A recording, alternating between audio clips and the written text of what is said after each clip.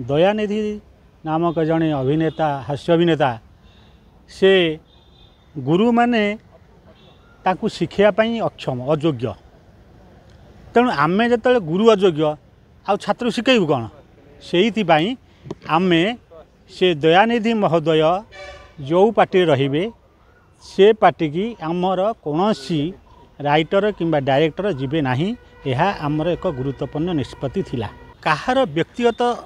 Thai पारे कहार आत्मगर्व Thai पारे आत्मबड़ीमा Thai पारे आत्मबड़ीमा थाई पारे से कहे मत शिखला बेला कौन गुरु ना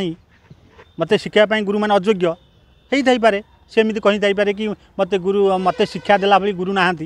आजिका डेट्रे गुरु मान अयोग्य ता मतरे तेणु आम ऑटोमेटिक रहीजु शिक्षा देवाई अयोग्य आम भूल मागिया कथा कहीं कहबू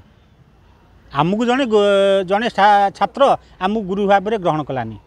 आम छात्र भाव में ग्रहण करूँ। गोटे कथा मन रखु गोटे गुरु 1000 छात्र तैयारी करदे कि 1000 छात्र गोटे गुरु तैयारी करें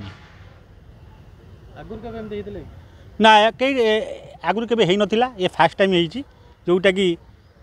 स्पेसिफिक आगुरी कौन होता कि आम कहीपरूनी किंतु आजिकल सोशल मीडिया सब कहीदे सोशल मीडिया आम जानलु आपण माध्यम आम जानलु जोगाजोग करूँ से जो पार्टी काम कर संपादक ये महोदय सभापति महोदय मीडिया पार्टनर हर भाई से भी जोगाजोग करते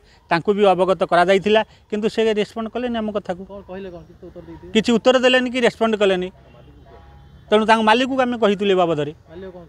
मालिक कहीदे बुझे बोली मालिक एपर्यंत भी नीरव रहिले सी किसी कहले तुम जहाँ निष्पत्ति नौ तेणु आम निष्पत्ति नेलु आम निष्पत्ति नेलु ये जे से जो पार्टी की जीवे आम योग्य गुरु नुह तेणु आम शिष्य भाव ग्रहण करूँ। हास्य अभिनेता दयानिधि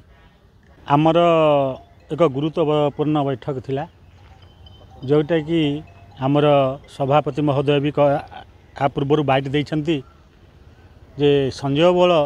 को आमको से अपमानित करथिला बाइट देइथिला तेणु से तांकर दोष क्षमा मागी नहीं गले किंतु